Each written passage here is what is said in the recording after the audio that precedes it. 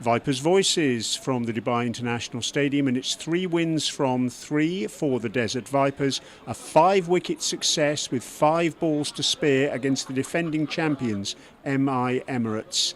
MI Emirates won the toss, decided to bat, they made 159, and the Vipers knocked them off, not without a couple of alarms in the middle order, but all the same it was an outstanding performance, all things considered. Fakhar Zaman, brilliant effort from him, a half-century, player of the match as well. I've got Tom Moody, the Vipers Director of Cricket, alongside me. Tom, pretty good win that. Yeah, very pleasing. It's nice to get off to a good start in the tournament, but this game in particular, it's nice to be able to play as well as we did against, as you said, sort of the reigning champions. They're a strong side. MI Emirates, so it's nice to be able to get the points against them. Tom, the toss was lost for the first time by the Vipers in this tournament this season. Was it actually a good toss to lose, given the chase was a pretty good one in the end? Yeah, it was a good chase. I don't think the pitch itself changed in character at all from the first and second innings, and we came here with the view that we thought it was important to bowl second on the reflection of the second game that we had. But the pitch itself looked completely different when we turned up, so we're quite happy to lose the toss because we were going to actually chase in this situation. So the toss didn't really matter too much to us at all, because we just felt the surface itself looked completely different from the previous pitch that we played on, and we were hoping that it was going to play slightly better in the second innings. Well, you mentioned chasing there, so that's 2 wins batting first, and now a win batting second. Psychologically, how important is that, to be able to do both things? Yeah, look, I think early in a tournament it's good to be able to sort of experience different ways to win. Have those struggles and setbacks where you may lose a couple of quick wickets and be able to recover, in a partnership, to be able to restructure your run chase. It gives the group confidence that you're not relying on any particular individual. You've got other people putting their hand up and doing the heavy lifting. So from our point of view, it was great to see Fakhar Zaman get runs today. We know how exciting a player he is, and for him to get going here is great for the team. It's great for him. Other people sort of make contributions. Alex Hales, was finding his feet tonight, finding the middle of the bat, which was great. So there's a few positives to come from tonight. Yeah, let's talk about that batting effort in a bit more detail in a little while. But first of all, let's reflect on MI Emirates getting 159 for 6 after they batted first. They got 55 from the last 5 overs, 20 in the last over from David Payne, the debutant this evening. Would you have settled for 159 for 6? Yeah, I thought it was pretty close to a pass score. I thought, roughly that 160 mark was probably 165 mark was probably around par. They probably got 10 more than what they should have done given the position we found ourselves in with a couple of overs to go. But again, when you've got power hitters that have the experience of Pollard and company, and Romario Shepherd's another power hitter that that you need to be very mindful of. That there's going to be an over or two that may blow away, and that's pretty much what happened. They end up hitting multiple sixes, which sort of projected their score into that 150 mark. So there's lessons to be learnt on not only defensive lessons from a bowling perspective, but just sort of lessons on the intel of playing on that surface and how we can bowl on it differently come our next opportunity. You must have been pleased with the way the bowlers stuck to their task, because MI Emirates were 48 without loss, they were 86 for 2, and on both those positions they would, I'm sure, have wanted to get a little bit more than 159 for 5. So that was a good effort from the bowlers, and indeed in the field too. Yeah, again, I thought we fielded pretty well. We took most of our opportunities. We're showing that there's good energy out in the middle. The body language is good, which is important. To support the bowlers in any situation. It was always one of those situations where we knew if we could just hold them for long enough, we'd get sort of 1 and maybe 2 wickets in a hurry, and then be able to get back into the contest. And that's how it potentially sort of unfolded today. But it was a good sort of discipline all-round effort from the bowling group, I thought, today. Let's talk hindsight here, because it's a wonderful thing, isn't it? You used two spinners this evening, Dan Lawrence and Wanindu Hasaranga, both bowled 3 overs apiece, and then we saw during the Desert Vipers innings the ball spin on occasion quite sharply. Waka Salim Kale bowled very effectively, so too did Dan Mosley as well. With hindsight, would you have preferred an extra spinner in the side? Look, I think we had most bases covered. I think, if we come across this surface again, we have got the depth in our squad to look at options, whether it be from an overseas standpoint with Nathan Souter, or whether it be, Drew from a UAE perspective, another spinning option. And I'm sure, we'll look at that to try to, see if we can improve the balance of our side. But I think it's the luxury of having someone like a Dan Lawrence, who's a specialist top order batter that is a more than capable, spin bowler. And I thought he bowled well tonight to give us that depth of spin. And again, looking at that surface, it didn't look like it was going to turn as much as it did. But it was not so much the turn that was the challenge. It was just holding in the surface a bit, which made it hard to, play with any sort of fluency. So, you needed to be set in the crease to really get your timing. Any lessons in terms of dew this evening learnt? Was there much, and was it a factor? I don't think it was a factor, because we saw their spinners in the second innings not have any issues whatsoever, and it wasn't a case of they were constantly drying the ball or drying their hands, so it wasn't at a level where it proved to be really challenging. And also you could see in the field, the fielders didn't seem to have any major problems. I do believe they are spraying the ground with some anti-dew spray, so that's helping, obviously. So I don't think there's any real advantage or disadvantage with the dew. We saw the game swing quite violently, as I've mentioned already, on 2 occasions in that MI Emirates innings. All of a sudden the Vipers hit back. Late on we saw MI Emirates take 20 off that last over.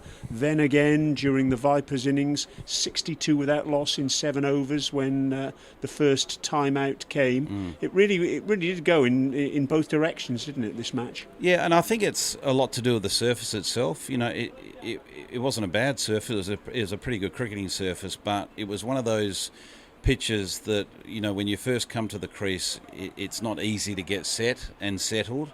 It's not like you can walk in and stand and deliver and find the middle of the bat straight away and your timing and your placement. So I think one of the lessons learned there is, playing conventional shots and giving yourself a chance to get adjusted to the conditions.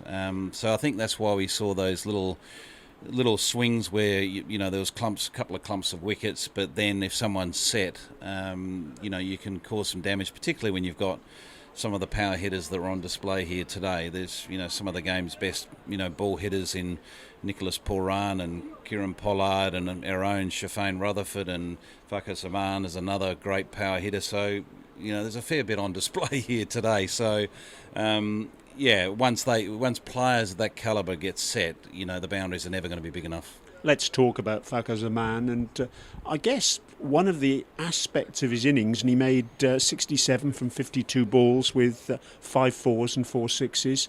Surely one of the aspects of his innings that will have pleased you most was the way he didn't panic, because he wasn't going along at any great clip for a long period of time, and all of a sudden he cut loose. And I think he and Sam Curran at one stage added 45 in 3 overs to really break the back of the chase. Yeah, absolutely. I think he just showed his experience. He's got a great wealth of experience, been around the world playing a lot of cricket very successfully for a long time, and not every time you can walk out to bat as a stroke maker, which he is, and have it on your terms. And I think that he showed his experience and maturity, that he knew he had to sit in the game. He knew the team required him to bat deep into the innings, and he did it beautifully. He identified that little phase that you're referring to with Sam Curran as a moment in the game that he could shift the momentum back in our favour.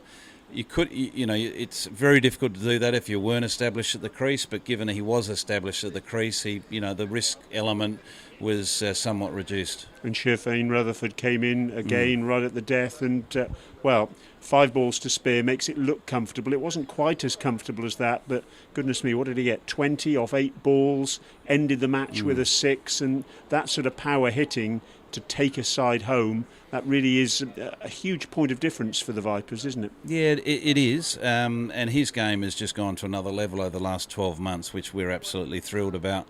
His own journey with West Indies cricket and other franchise cricket he's playing, and we're blessed to have him here as a third year player with the Desert Vipers. So we've seen that growth as a cricketer, and we're enjoying every moment that he gets out in the middle, because, as you say, he's a real entertainer, and he's got a serious punch when he wants to throw one.